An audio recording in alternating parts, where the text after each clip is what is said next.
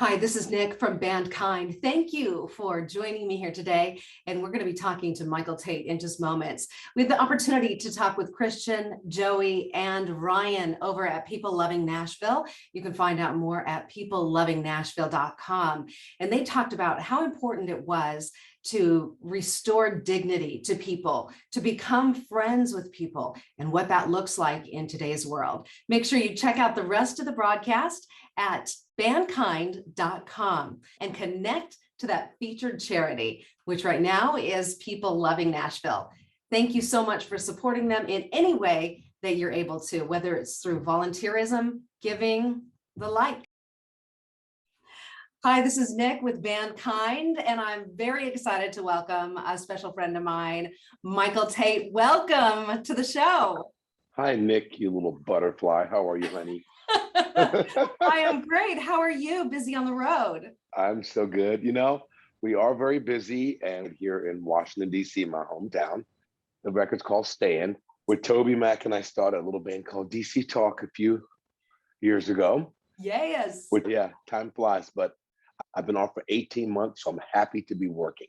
Amen to that. I love you with the Newsboys, and yet you're talking about your best friend, Toby. We go back, The two of us go back to 1995. It's unbelievable. And actually, I have to ask you, while you were off, you decided to do a Christmas song? Yes. You know, I grew up, Nick, on classics. When I was a kid, I was a weird kid. Because at 13 years old, I was listening to Nat King Cole and Frank Sinatra. Wow. And I love those crooners.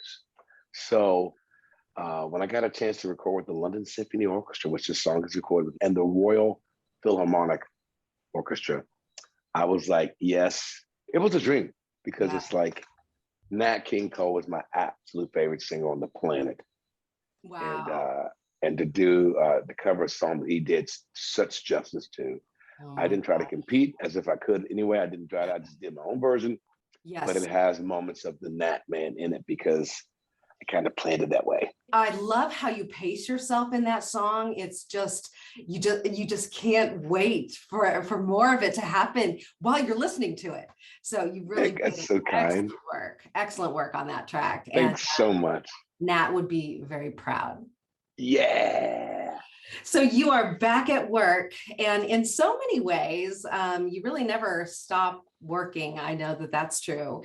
And that's true. Ryan Lampa and I connected about Michael Tait. And man, wasn't that a fun kind of journey back in time? You mentioned DC and DC Talk and Newsboys. How did you first encounter Ryan Lampa?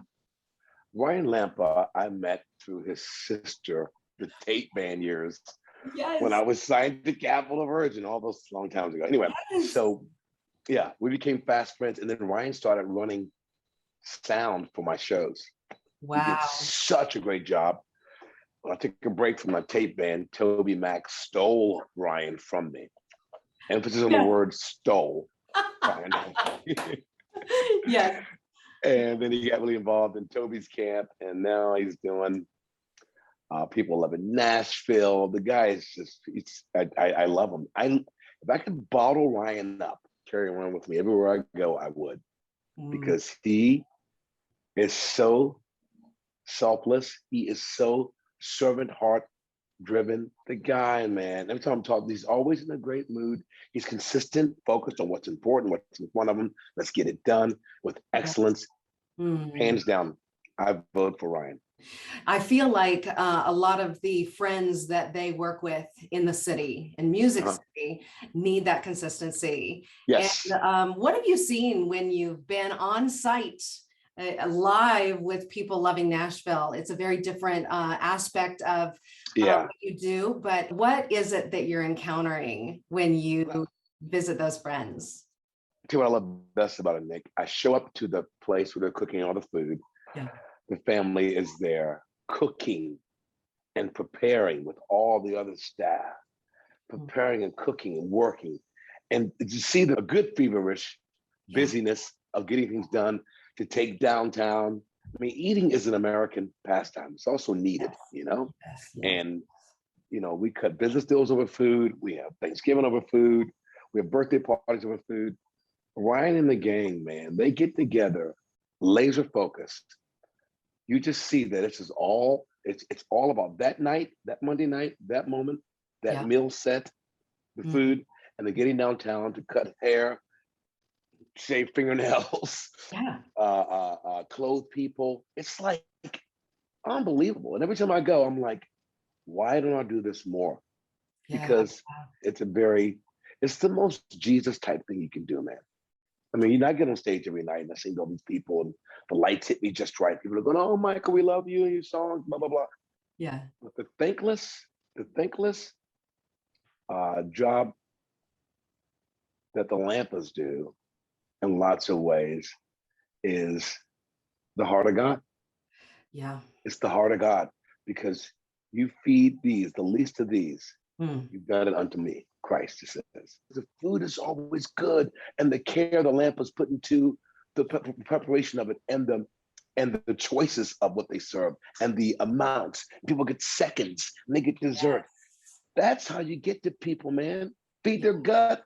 You want their soul. You can talk about it and try to serve it up every kind of way you want. The fact is, they are doing what the Great Commission is all about. Then you win the right. Yes. To love people and to love them correctly and well, and to speak Christ into their lives. As Paul talked about, how dare you, I'll paraphrase here. How dare you walk by a man on the side of the road, see him, notice him, destitute of daily essentials, and go, "Hey man, you get saved, man." No. That's ridiculous. You love these people, you feed them, you take care of their physical needs. Let them see Christ in that sense. And then you have the door wide open. The field is tilled and ready to plant that seed. And that's what the Lampas do so well with Ryan at the helm. I agree with what you're saying. I talked to Joey as well, and he was saying how, people are people in the sense that people that are destitute or are involved in their communities are wanting to even serve, even though they have absolutely nothing, but they have it born in them to give, to serve, to look out for the other people that are around them. It's amazing to see that heart of servitude still beating. And Nick, what's amazing too, Nick? And honestly, I'm getting under these glasses, I'm getting teared up, because it's such the heart of God. It is such the heart of God. Well, how important is dignity to you for other people? Oh, don't get me started on that subject. I mean, as an African American, know what my family has been through. My dad and my dad's grandpa, my great grandpa, in the South back in the day, no dignity. Fought over a horse. A white man gave him a horse that was sick and dying. My great grandpa rehabilitated the horse. What happened? The white guy wanted it back, obviously. And back in those days, we had no say, no dignity, none of that. And he was killed and hung over a stinking horse, and really over hatred. It's important for me to be a facilitator of dignity to others, quality of life, to stand in the gap and say, I will not sit by and let something unjustly happen. I will speak up and say, no, this young lady, this man, I don't care what color creed you are, cannot speak for themselves. So I will do what Christ does for me every day and stand in the gap. Wow. That's really been a lifelong mission for you. No question about it. It's Nikki said it, but it's in me. And when it's in you, there's no escaping it. And there are times I'm like, Tait, just no. I go, no. I'm not going to listen to that little voice. Because I know I'm going to go tired of one thing in this life. I want to go tired. I mean this, Nick. I'm going to go tired of loving and serving people. Thank you so much for talking about People Loving Nashville and about all that's going on with you. Continue to be blessed. And have yourself a merry little Christmas now. Oh, second, I love that stuff. I love it. I love you, Nick. Love you too, Tait. And we'll catch up again, okay? All right, my dog. Bye. Bye-bye. Hi, this is Nick with Bandkind, and I so appreciate you being part of this program. Bandkind gives you exclusive behind-the-scenes interviews, not just with musicians, but also with people who have a heart for music. We are a place that loves music, plays music, and supports music, and there's so many different ways to do that.